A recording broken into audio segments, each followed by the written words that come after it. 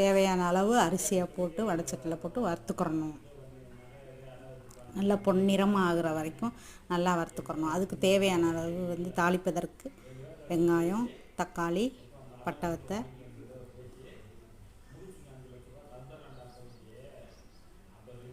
Ready பண்ணி வச்சுக்கிறணும். அதுக்கப்புறம் மிக்சியில் போட்டு அரைச்சி எடுத்துக்கிறணும் அரிசியை. அது எவ்வளோ இருக்குன்னு சொல்லி ஒரு டம்ளரோ ஒரு கிண்ணமோ உங்களுக்கு எது இதோ அந்த இதில் வச்சு நீங்கள் அளந்து எடுத்துக்கோங்க. எத்தனை டம்ளர் வருதுன்னு சொல்லி அளந்து எடுத்துக்கிட்டு அதுக்கப்புறமா வந்து 1க்கு 2 ஒரு டம்ளர் நீங்கள் மாவு அளந்தீங்கன்னா அது ஒரு டம்ளர் மாவுக்கு 2 டம்ளர் தண்ணி எடுத்துக்கோங்க. கொஞ்சம் வடைச்சட்டியில் நல்லெண்ணெய் ஊற்றிக்கோங்க. உங்களுக்கு எந்த எண்ணெய் பிடிக்குதோ அந்த எண்ணெயை ஊற்றிக்கலாம். கடுகு, உளுந்து,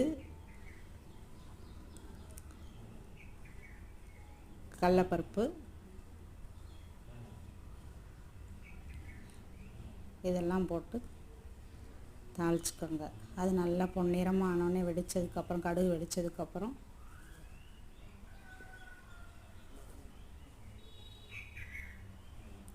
பட்டை வத்தலை உங்களுக்கு உரப்புக்கு தக்கன 4 5 இல்லாட்டி 3 ஏதோ போட்டுக்கோங்க. அதுக்கப்புறம் வெங்காயத்தை போட்டுக்கோங்க. வெங்காயத்தை போட்டு கருவேப்பிலை போட்டு கொஞ்சம் பொன்னிறமாக வதக்கிக்கோங்க.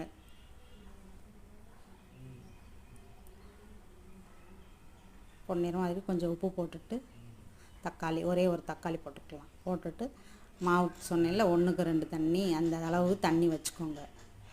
கலந்து ஊற்றிக்கோங்க. ஊற்றுனதுக்கப்புறம் நல்லா கொதித்ததுக்கப்புறம் நம்ம அரைச்சி வச்ச மாவு எடுத்து போட்டுக்கிற வேண்டியதுதான். போட்டு நல்லா கொதித்து நல்லா கிண்டி இறக்கி சுவையாக சாப்பிட வேண்டியதுதான்.